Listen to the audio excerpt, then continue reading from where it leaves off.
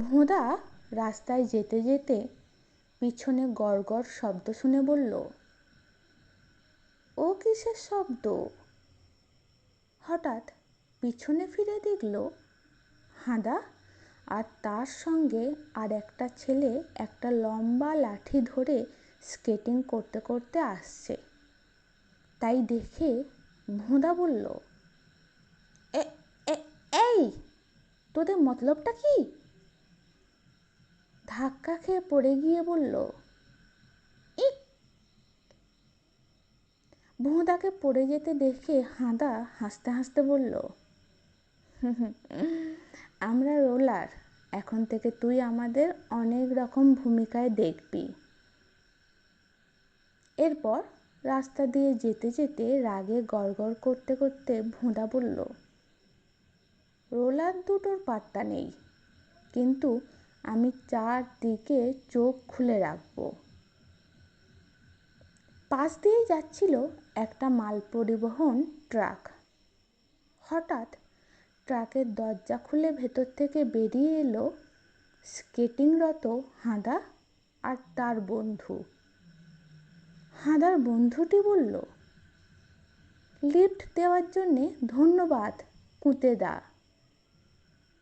হাঁদা ভোঁদার কান ধরে মুলে দিয়ে বলল, আমরা আবার এসেছি, এবার আমি তোর কর্ণমর্দন করে দিলুম। হাঁদার হাতে কানমোলা খেয়ে ভোঁদা বলল, এই। এরপর ভোঁদাকে ধাক্কা মেরে রাস্তার উপর ফেলে দিয়ে হাঁদা বলল, রোলারদের জন্যে রাস্তা ছেড়ে দে ভোঁদা।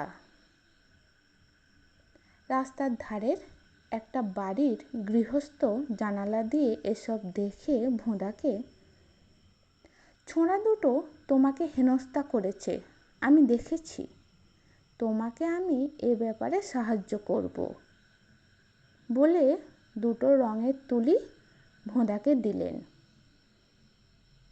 ভোঁদা ওঠে তার কাছে গিয়ে বলল, ধন্যবাদ দাদু, ওই ওরা আবার আসছে।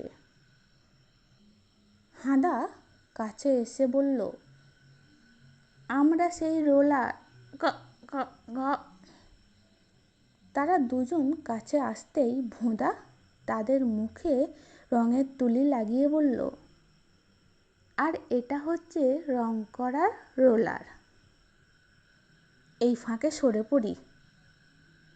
হাঁদা আর তার বন্ধু স্কেটিং করতে করতে পিছনে ধাওয়া করে বলল, তোকে আমরা এখনই ধরে ফেলবো ভোঁদা। এরপর একটা জায়গায় এসে বলল, ও নির্ঘাত এখানে, আমাদের স্কেট এখানে ছেড়ে যেতে হবে, এদিকে জমি খুবই এবড়ো খেবড়ো।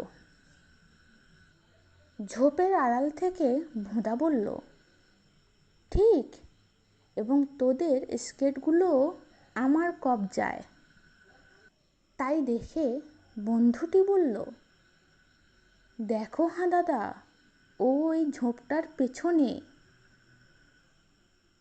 দুজনকে ছুটে আসতে দেখে ভোঁদা স্কেট দুটো ছুঁড়ে ফেলে দিয়ে বলল, তোদের স্কেটগুলো ফেরত চাস, যা এবং নিয়ে আয়। অমনি শোনা গেল ক্র্যাঞ্চ। হাঁদা বলল, এ কি, কিসের শব্দ? দুজনের দুটো স্কেট একটা রোলার চাপা দিয়ে দিয়েছে। স্কেট দুটোর অবস্থা দেখে হাঁদা বলল, আমাদের রোলার স্কেট, ওগুলো একদম চ্যাপ্টা করে দিয়েছে। ভোঁদা হাসতে হাসতে বলল,